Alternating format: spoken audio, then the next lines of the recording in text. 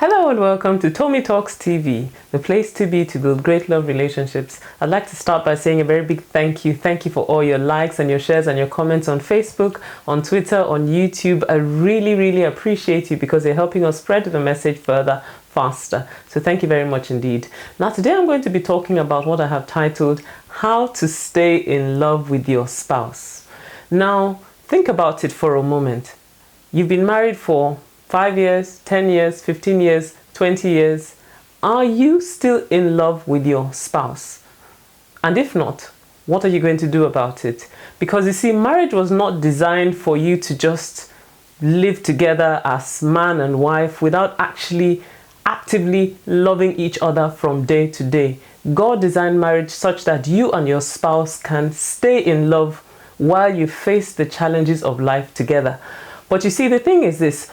Many people do not make it in marriage, not because they have not found the love of their lives, but because they have not learned how to love that person for life. And that's what I want us to talk about today. Now, there are 3 tips that I'd like to share with you today about how to stay in love with your spouse. And I believe that these will help you. Now, the first of them is this. In order to stay in love with your spouse, you need to get over yourself.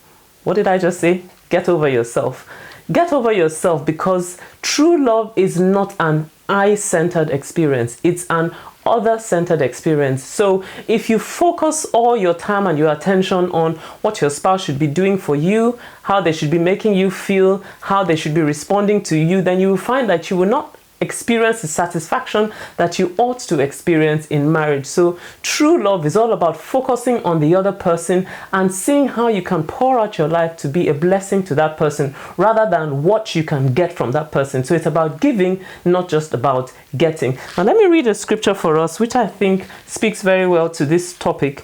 In 1 Corinthians chapter 10 and verse 24, it says, "Let no one seek his own good and advantage and profit, but rather each one of the other, let him seek the welfare of his neighbor." In other words, let your focus not be on what I can get for myself, but rather what can I give. And I think this scripture speaks particularly to the marriage context. So when you take your eyes off how your spouse is making you feel, what they should be doing for you, and you begin to focus on what you can do for them and how you can be a blessing to them, then it makes it a whole lot easier to stay in love with them, because your focus is on giving and not on getting. Now, the second tip I'd like to share with you is this. Release your spouse from the weight of your expectations.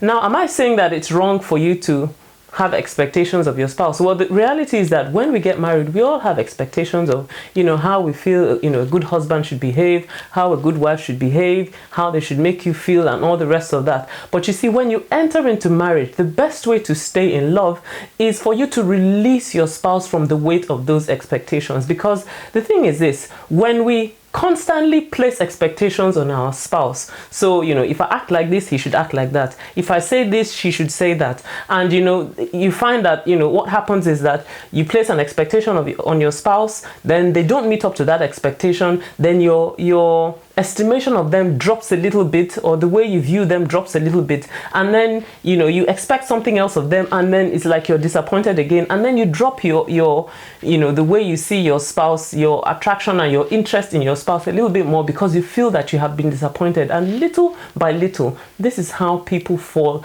out of love.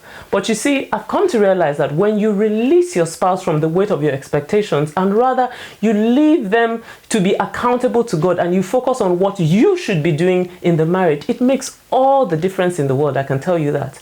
Now, I found out that almost every Christian man knows the scripture Ephesians 5:22, wives be submissive to your husbands. And almost every Christian woman knows Ephesians chapter 5 verse 25, husbands love your wives. But there's a scripture in Ephesians chapter 5 and verse 21 which we often don't quote, which speaks to both of us, and it says,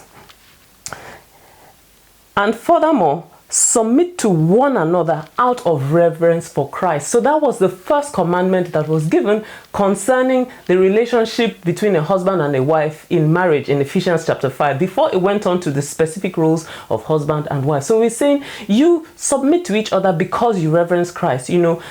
constantly think about the needs and how to be a blessing of the other person because you have a reverence for Christ. So it's all about, what can I do for you? How can I be a blessing to you? So rather than focusing on the scripture that speaks to your spouse and says, oh, wives, you should be doing this, husbands, you should be doing that, rather focus on, what should I be doing in this marriage to be a blessing to my spouse? And lastly, in order to stay in love with your spouse, be a good forgiver, because the reality is this: true love is not all about two perfect people living together. It's about two imperfect people who have learned how to extend grace to each other constantly on a day-to-day basis because they have received grace from Christ. So your spouse will always do things that will hurt you. That's the reality of marriage. From time to time, they will do things, that you don't expect them to do, or every now and then they will not do things that you expect them to do. But are you a good forgiver? Have you learned how to extend grace? Because when you learn to extend grace, then you're able to restore your spouse